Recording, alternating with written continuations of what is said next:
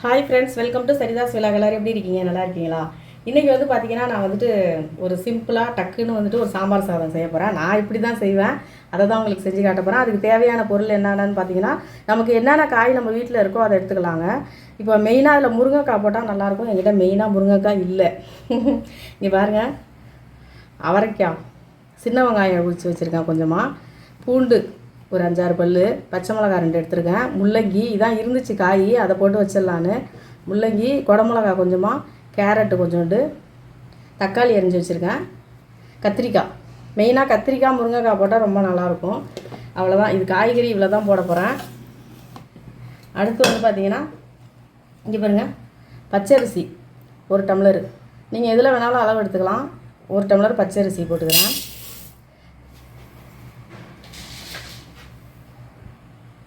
ஒரு 1/4 டம்ளர் துவரம்பருப்பு,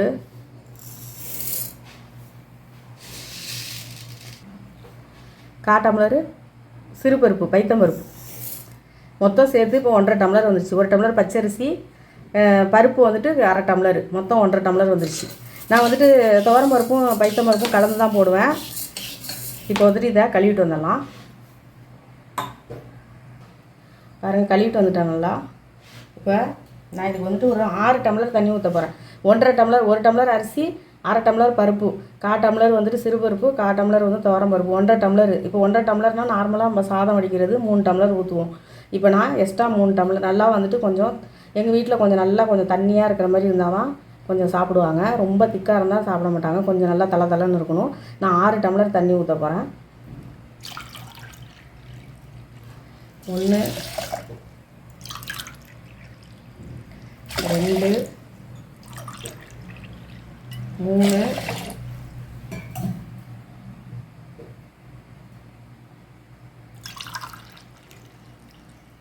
4, 5, 6. 6 டம்ளர் தண்ணி ஊற்றிட்டோமா பாருங்கள். 6 டம்ளர் தண்ணி ஊற்றியாச்சு. புளி பாருங்கள், ஒரு கொஞ்சமாக, அதாவது ஒரு சின்ன எலுமிச்சம்பழம் அளவு புளி எடுத்திருக்கேன். இந்த புளியும் இதிலே வந்துட்டு புளிக்கு கொஞ்சோண்டு தண்ணி வச்சுருக்கேன். புளியும் கரைச்சி இதில் ஊற்றிடலாம். பாருங்கள், புளி கரைச்சது ஒரு 1/2 டம்ளர் வந்துருச்சு. மொத்தம் 6 டம்ளர் தண்ணி ஆகுது. இதையும் ஊற்றிடலாம். அடுத்து இதில் வந்து மஞ்சத்தூள் ஒரு 1/2 ஸ்பூனு, தேவையான அளவு உப்பு போட்டுடலாம். பத்தலைனாக்கா அப்புறமே போட்டுக்கலாம். கல் உப்பு தான் போடுறேன். குழம்பு மிளகாத்தூள், வீட்டில் அரைச்சி வச்சுருக்க குழம்பு மிளகாத்தூள், அது ஒரு நல்லா ஒரு 2.5 ஸ்பூன் எடுத்துருக்கேன்.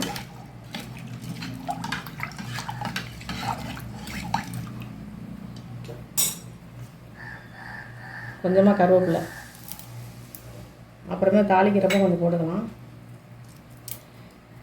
இப்போ இந்த காயெல்லாம் போட்டுடலாம். வெங்காயம்,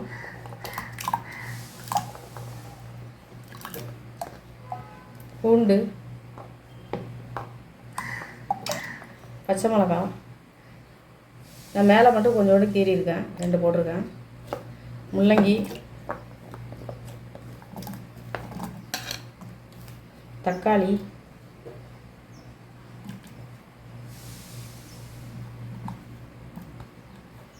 அவரைக்காய், கேரட்டு, குடமிளகா,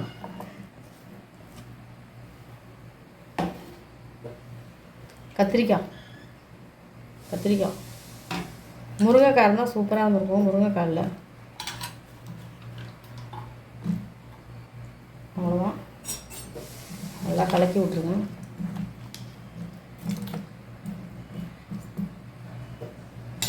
உப்பு கூட நான் இன்னும் கொஞ்சம் போட்டுக்கிறேன்.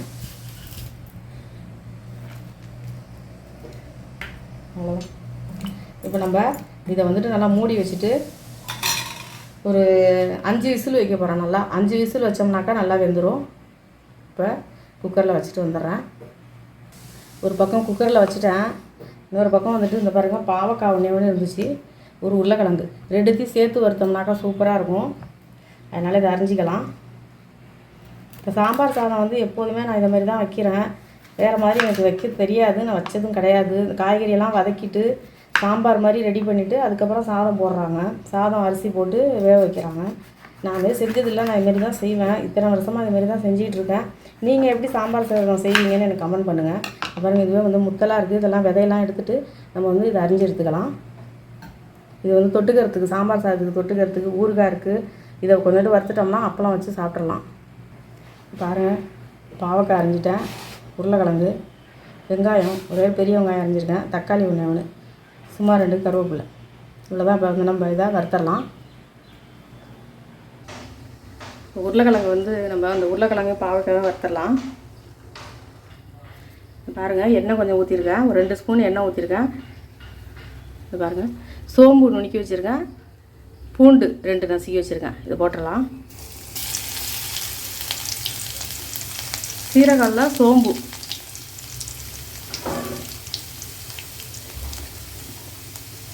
வெங்காயம் போட்டுடலாம். இந்த உருளைக்கிழங்குக்கும் பாவக்காவுக்கும் இல்லை உப்பு போட்டுடலாம். அதிலே அப்போ தான் கொஞ்சம் வெங்காயம் வதங்கும்.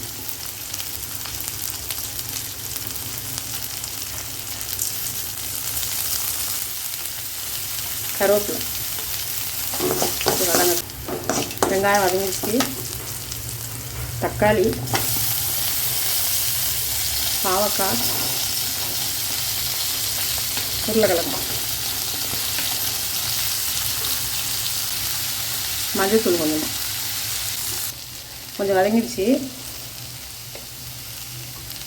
தனி மிளகாத்தூள் இது நான் வீட்லேயே அரைச்சி வச்சுருக்காங்க. இந்த மிளகாத்தூள் நான் எப்போதுமே வறுவலுக்கு இந்த தூள் தான் போடுவேன். தண்ணி ஊற்றிடலாம்.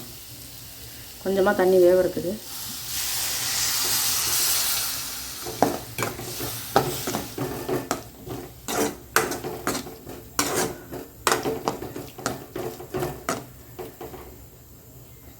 அப்படியே மூடி வச்சிடலாம். கொஞ்ச நேரம் வேகட்டும். பாருங்கள், தண்ணி ஊற்றி இருக்கு பாருங்க.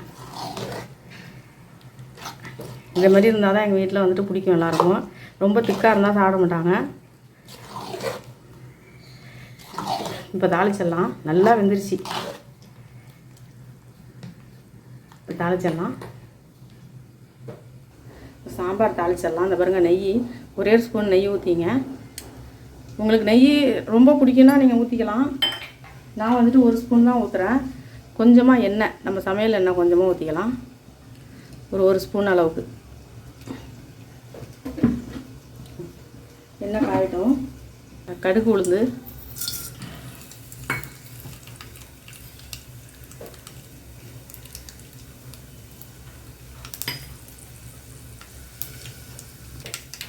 சீரகம்,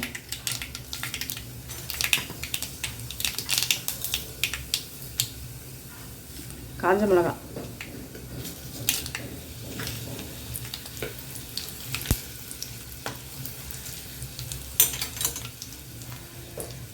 பெருங்காயத்தூள்,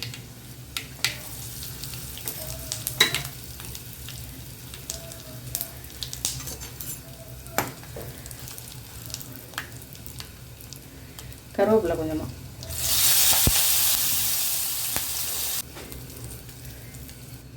இப்போ தாளிச்சதை வந்து நம்ம இதில் ஊற்றிடலாம்.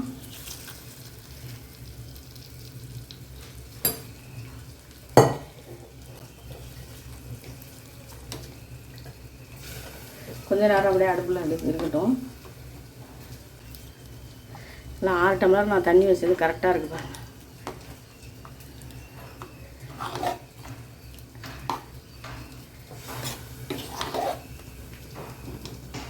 இதுவே கொஞ்சம் தண்ணி கம்மி தான், கரெக்டாக இருக்கும் சாப்பிடும்போது. அவ்வளோதான், ரெடி ஆயிடுச்சு. வறுவலும் ரெடி ஆயிடுச்சு.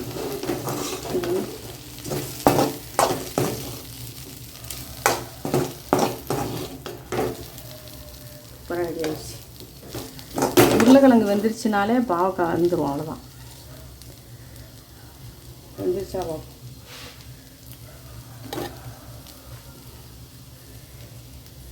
உருளைக்கிழங்கு நல்லா வந்துடுச்சு.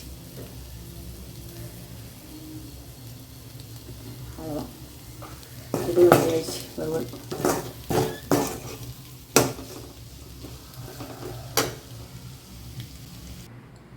அருமையான ஒரு சாம்பார் சாதம் ரெடி.